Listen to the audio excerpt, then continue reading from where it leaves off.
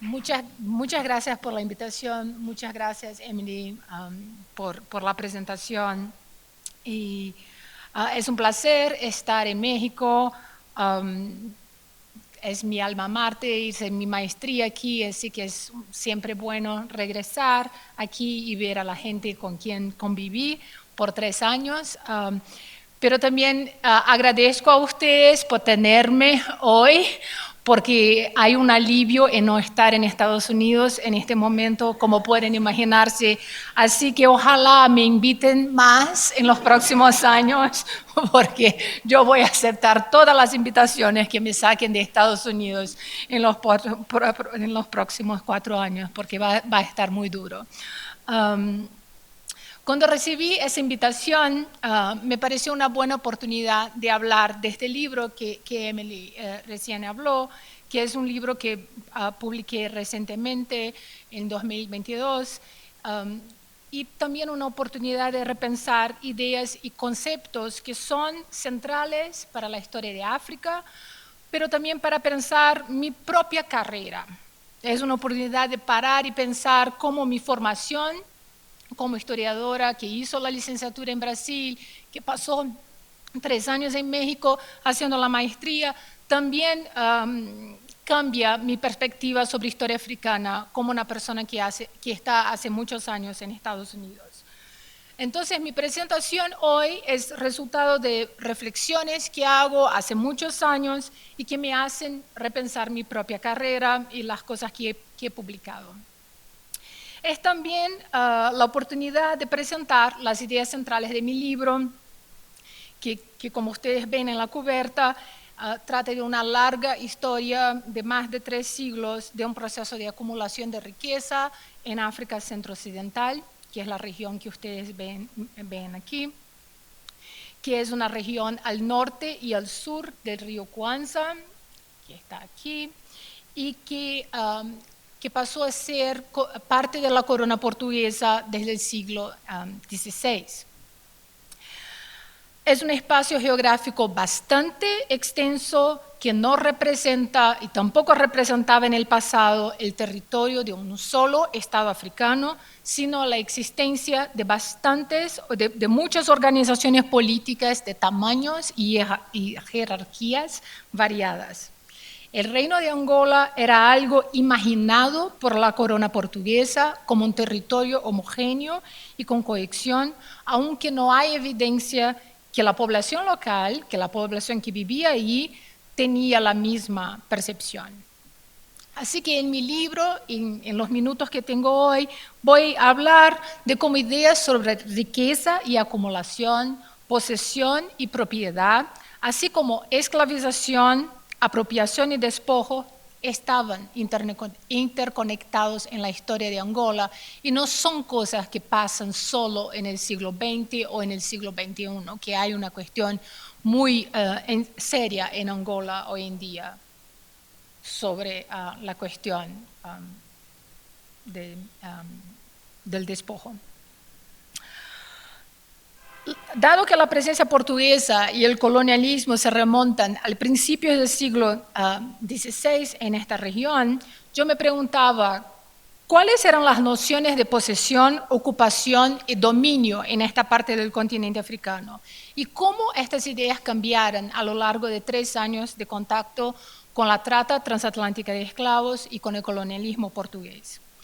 ¿Cómo la población local, que son llamados de Mbailundu o los Mbundu o los Bacongos o los Mundombes, cómo ellos acumulaban riqueza y cómo ellos expresaban diferencias económicas y sociales? Esas son preguntas importantes no solo para comprender la historia de esta región, la historia económica de esta región, pero también para participar de un debate mayor sobre las dinámicas de propiedad en África y del despojo histórico de las poblaciones del sur global, en especial de las poblaciones indígenas del sur global. Y lo que es más importante, es una oportunidad de reconocer que los centroafricanos sí enfrentaban a estas cuestiones de apropiación de sus tierras y tenían ideas muy claras sobre tenencia de la tierra mucho antes del siglo XIX.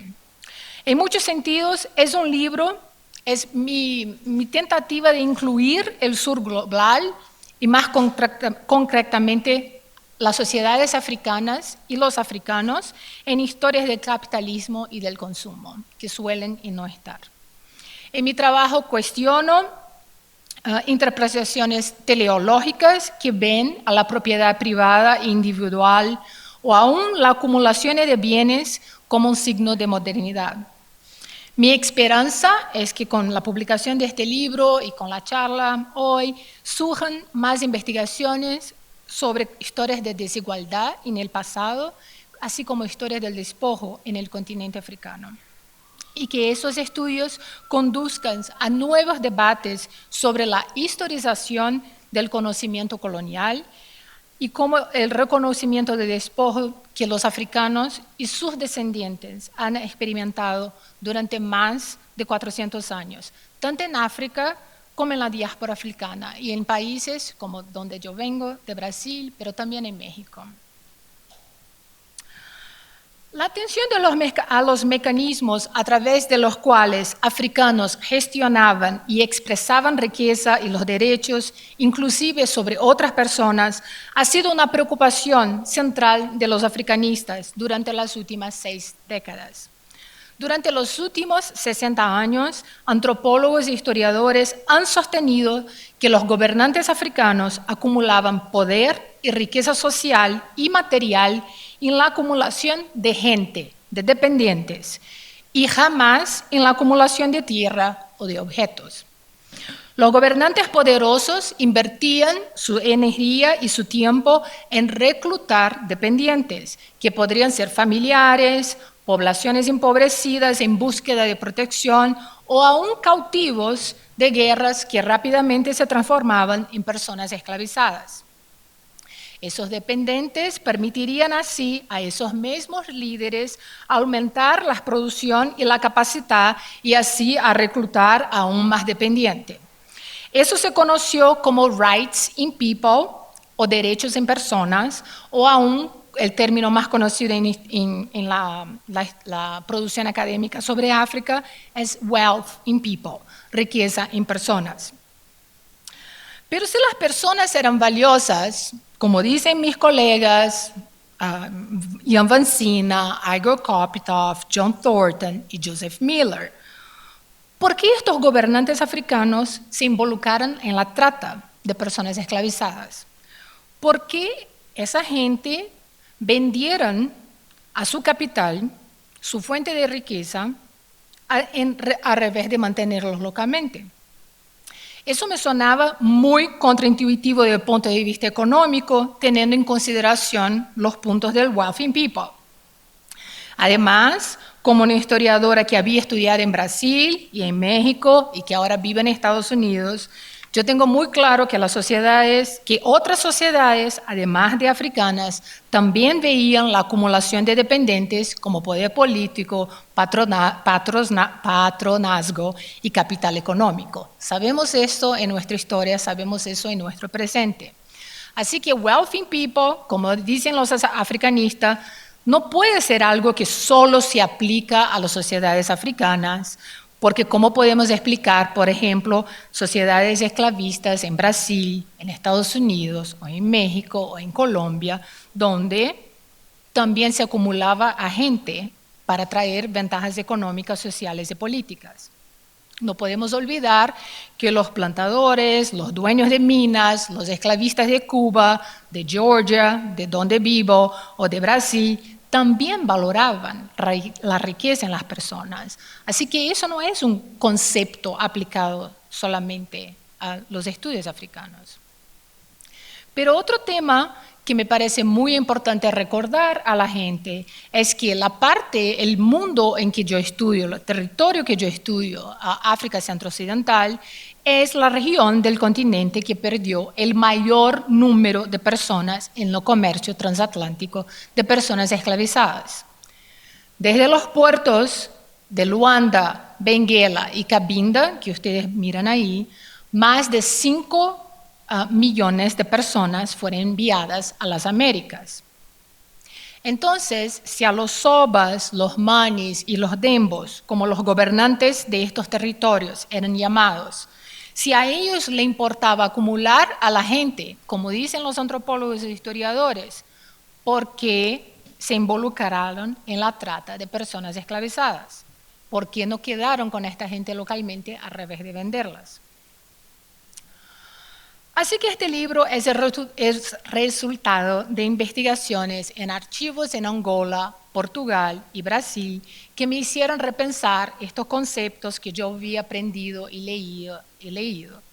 Mis reflexiones hoy están basadas en casos empíricos, así que cuestiono una serie de ideas que consideran los derechos de propiedad y titularidad como exclusivamente europeos y estables, asociados a la ilustración, a ideas de civilización y modernidad, en que los actores africanos son excluidos. O, como argumentan mis colegas, los actores africanos eran incapaces de comprender o tenían mucha dificultad en entender y ejercer esos derechos. Según la historiografía, los africanos, las sociedades africanas de esta región y de todo el continente, de la mayor parte del continente, carecían de ideas sobre tenencias de la tierra porque había mucho espacio disponible en el continente africano. El hecho de que la tierra fuera abundante, según esos especialistas, llevó a esos gobernantes a desear acumular gente y no tierra. Esto tiene influencia en la producción académica, pero también en los reportes de World Bank que ustedes pueden ver ahí, o en artículos que salen en la prensa, esta idea de que hay mucha tierra en África porque la sociedad es algo como intrínsecamente africano no valorar la propiedad de la tierra. Pero haciendo investigación, yo me di cuenta que no era así. Sin embargo, me encontré con documentos históricos que contaban otra historia. Estos documentos revelan que las sociedades centroafricanas sí tenían claras ideas de tenencia, de ocupación y posesión, así como regulaban cuestiones de acceso y de uso de la tierra. No había tierra desocupada o disponible, como escribían los portugueses. Los terrenos estaban bajo los cuidados de las poblaciones específicas y cuando los terrenos no estaban ocupados por gente, sí estaban ocupados por espíritus de sus antepasados. En el proceso de investigación y escritura de este libro me deparé con ideas que yo no conocía y tuve que estudiar mucho sobre derechos de propiedad en Europa, así como en otras partes del mundo, incluyendo en Asia, y me di cuenta que había similitudes entre las normas de las sociedades de África centro-occidental y las normas vigentes en la península ibérica, en particular en Portugal, en el momento. Al contrario de los historiadores y antropólogos que habían interpretado la propiedad individual como un concepto estable y ahistórico en Portugal, me di cuenta que así como en África centro-occidental, los derechos de ocupación y posesión en Portugal tampoco eran muy estables en el siglo XVIII y tampoco estaban muy bien definidos en el siglo XIX. Aunque los juristas y los oficiales coloniales del siglo XIX y del siglo XX habían afirmado que había continuidad desde el periodo romano, desde el Imperio romano hasta el siglo XIX, esto es incorrecto. Percibí incluso que fue en el proceso de implementar estos derechos, implementar legislación muy específica en Angola, que los portugueses empezaron a pensar sobre la ocupación y cómo legislar la ocupación de la tierra en Portugal. Entonces argumento que Angola fue un laboratorio para experimentar el cercamiento de tierras en Portugal. Entonces ese proyecto empezó cuando me topé con documentos en este lugar que ustedes miran ahí, la biblioteca de Benguela, y encontré este registro. Hace muchísimos años yo estaba investigando ahí y me topé con un libro que tenía registro sobre propiedad de tierra en el siglo XIX. Son muy comunes en otros espacios del continente africano, pero suelen ser comunes para la última década del siglo XIX por la Conferencia de Berlín. No necesariamente hay registro de tierra para las décadas de 1840, como miran ahí, para otras partes del continente africano, y eso me llamó la atención, pero yo no estaba interesada en estos documentos, así que lo dejé. Pero en este registro en particular, María Díez de Jesús solicita la delimitación oficial de su parcela. Según su petición, María Díez de Jesús planeaba construir una casa después que su parcela hubiera sido claramente identificada, delimitada, limpiada y los impuestos pagados. Pocas décadas después, en el mismo libro, encuentro otro caso, una vez más de una mujer, Florinda Joanes Gaspar, y yo ya he escrito sobre esa mujer, entonces fue curioso encontrar a ella en otra documentación, donde Florinda Gaspar pagaba más de 1.000 reis por un terreno baldío en un barrio muy cerca de donde yo estaba ahí haciendo investigación. En este libro en particular, disponible en la Biblioteca Municipal de Benguela, hay concesiones de tierra entre 1840 y 1894. Un aspecto que llamó mi atención fue el hecho que habían muchas mujeres que habían registrado, que solicitaban y registraban tierra. Y todas esas mujeres son mujeres nacidas en el continente africano, porque al principio yo me imaginé que eran portuguesas o nacidas en Brasil, pero sí son todas del continente africano. Pero yo no estaba interesada en cuestiones de tierra, así que abandoné eso. Un año después, en 2016, pude acceder al almacén, no es un archivo, es un almacén del Palacio de Justicia en Benguela, y me encontré con inventarios post-mortem y testamentos de hombres y mujeres, todos nacidos ahí en Benguela. Por supuesto. Perdón. Y ahí empecé un proyecto para identificar la documentación, puedo hablar más sobre eso, pero el tema es que empecé a leer todos los documentos que están arriba de las estantes, los documentos que están más arriba que son del siglo XIX. En el documento que ustedes ven en la pantalla, se trata de un inventario post-mortem realizado en Caconda, que es un lugar en el interior de Benguela, que originalmente era un estado africano en el siglo XVII, que desaparece bajo la presión de la trata de personas esclavizadas, en un momento que los portugueses atacan al gobernante de Caconda, lo sacan del poder, lo desplazan y esclavizan a toda su gente, que se transformó en cautivos y fueron vendidas a Brasil. Caconda se transforma en un centro administrativo importante para los portugueses en el siglo XVIII y el XIX. Hoy en día es un pueblo muy, muy chico, como pueden ver en esta foto que ya es un poco vieja. Fue una región bastante afectada por la guerra civil en Angola. Y es difícil para la gente que vive en Caconda, la gente que vive en Angola hoy, imaginar que ahí había no solo un estado africano muy fuerte, pero un mercado de personas esclavizadas muy importante antes del siglo XX. Pero regresando al documento de esta mujer que llamó mi atención, es el hecho que es una mujer africana, Dona Florencia José do Cadaval, que murió sin haber dictado su testamento. A pesar de su nombre portugués, era una mujer nacida en Caconda, que años antes había sido identificada como mestiza y procedente de Caconda. Como ella murió sin testamento, su hija fue declarada su heredera universal y se inició un proceso de transmisión de patrimonio. A través del inventario que ustedes miran ahí, hay una identificación de los bienes que Dona Cadaval tenía en vida y es posible echar un vistazo de probablemente su actividad económica, que era algo que me interesaba en aquel momento.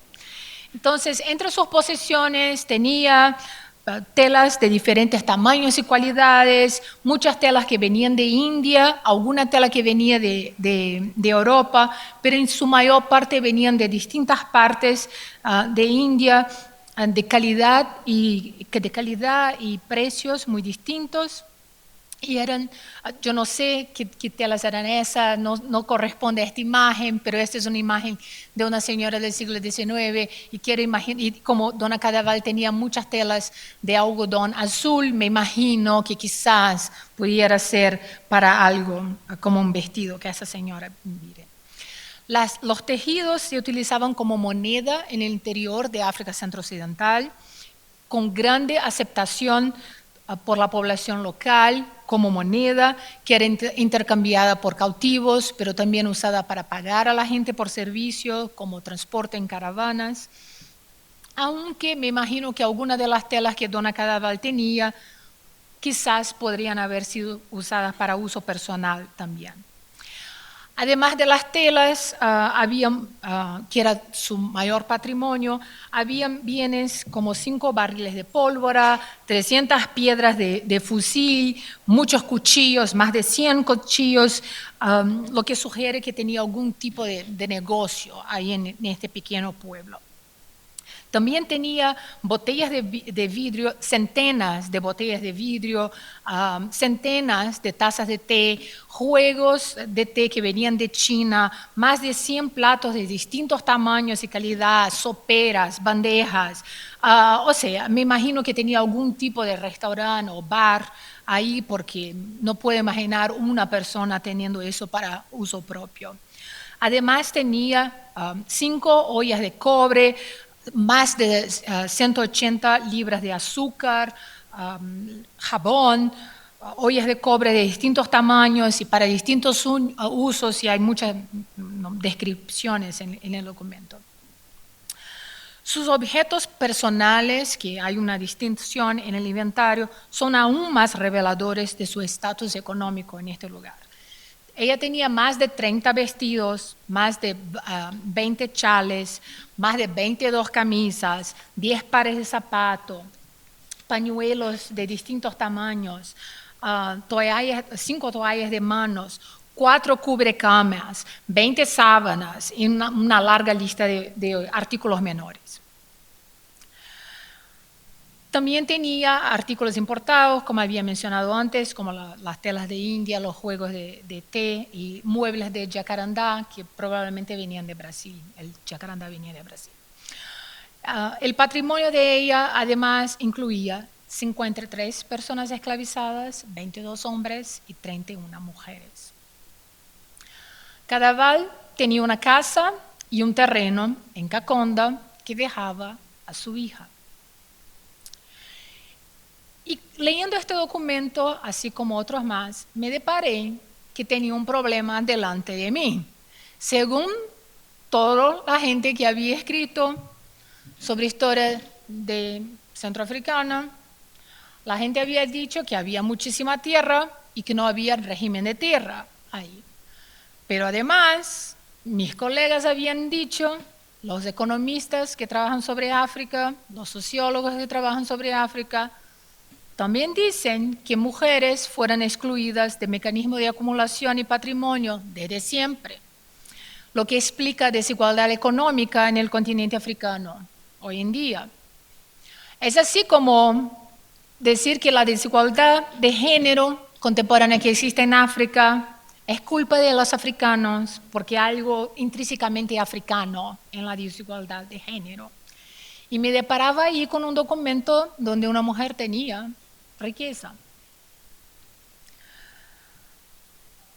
Entonces no sabía muy bien qué hacer con eso, qué hacer con todo lo que yo había leído, con la historiografía y con los ejemplos que yo encontraba. Y ahí empezó una obsesión para entender cómo los africanos tenían tenencia de tierra, que me llevó a lugares que no recomiendo a otra gente y que en serio se transformó en una obsesión.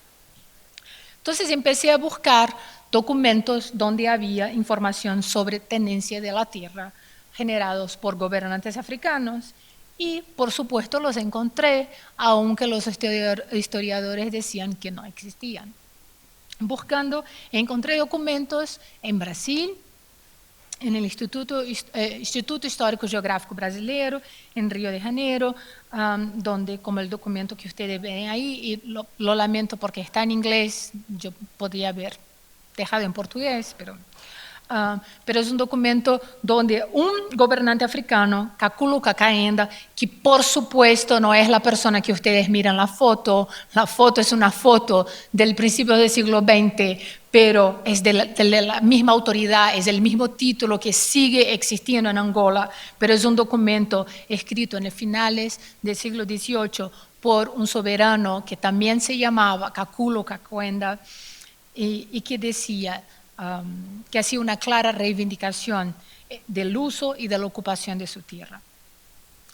Y así como encontré eso, me empecé a encontrar muchísimos documentos, la mayoría de ellos escritos en portugués, pero algunos de ellos también en lengua quimbundo, y que demuestran cómo las poblaciones locales africanas hacían demandas, escribían su historia, contaban historias de linajes dinásticos, pero también creaban registros propios con el proceso de justificar posesión de tierra. La mayoría de estos documentos están en portugués, como mencioné, pero hay algunos en quimbundo, lo que me